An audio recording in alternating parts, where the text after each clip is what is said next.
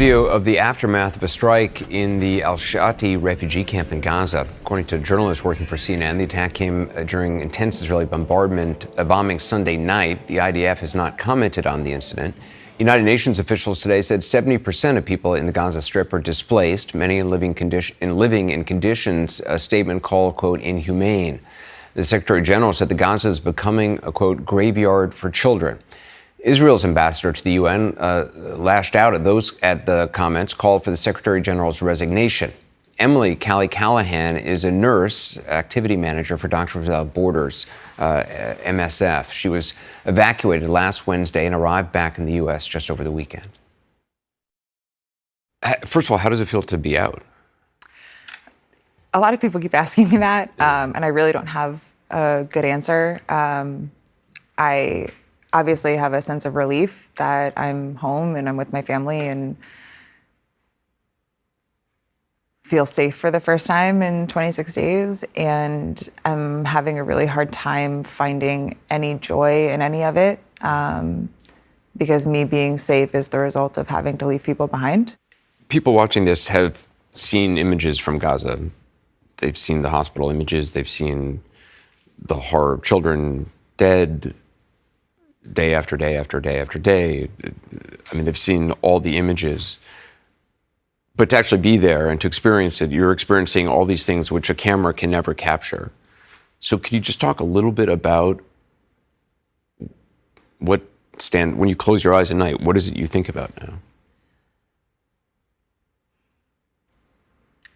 I think the answer to that question, I'll start at KYTC, which was, we were relocated about 5 times over the course of 26 days due to security concerns.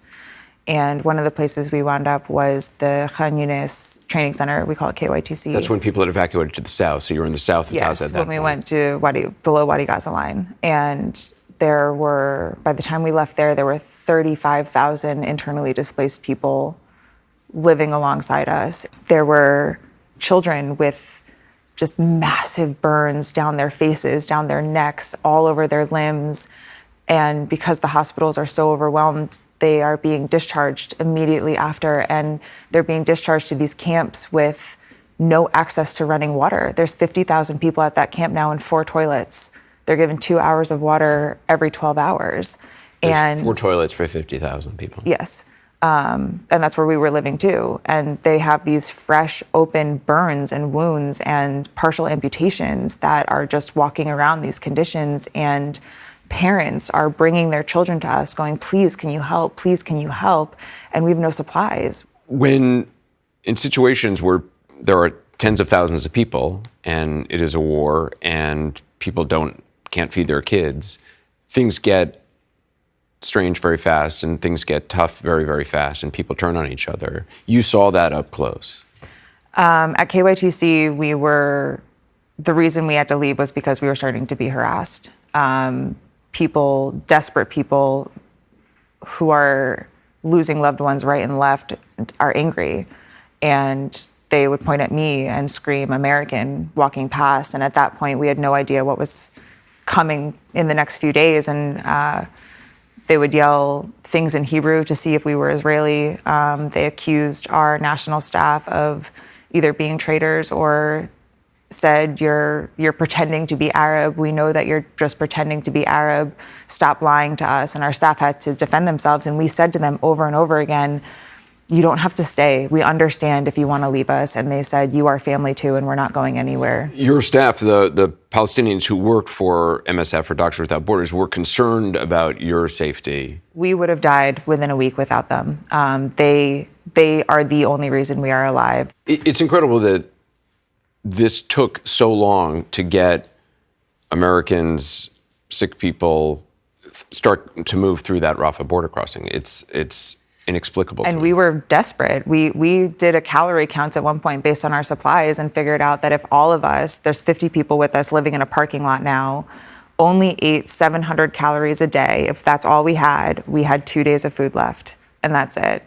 And our national staff took off. We had no cell service at that point, so we had no idea what had happened to them. There's bombs going off all around us because there's no safe place in Gaza. Even getting through that Rafah border crossing, what was that like?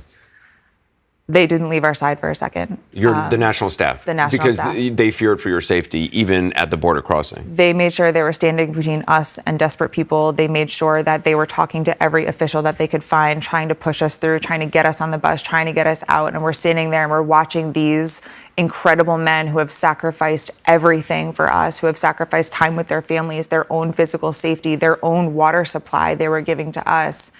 And we're watching them fight to get us across the border, knowing that we were not bringing them with us.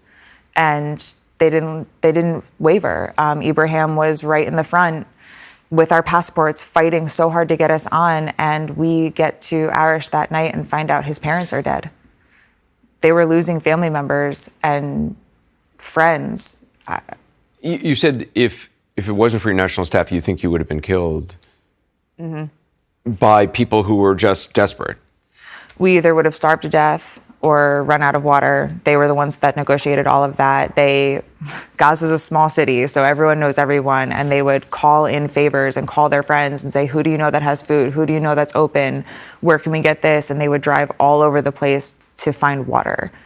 And when we ran out of bottled water in Gaza, they were the ones that were able to figure out that the water truck was coming here at these times, and oh, I know this guy has a grocery store and they still have power sometimes. I think I can probably get something from them. Like when I say we would have starved to death without them, I'm not exaggerating. And in the moments of absolute desperation of civilians, they were steadfast and calm and just talked to them and said, these people are also in the same boat that you are. They have no supplies. They also have no food and water. They are also sleeping outside on the concrete, and did it in such a beautiful way that they were able to talk them down with love and kindness. There was no violence in their heart, and it calmed everyone around them down as well.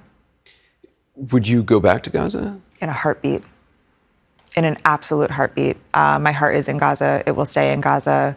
The Palestinian people that I worked with, both our national staff in the office as well as my staff at Indonesia Hospital, were some of the most incredible people I've ever met in my life.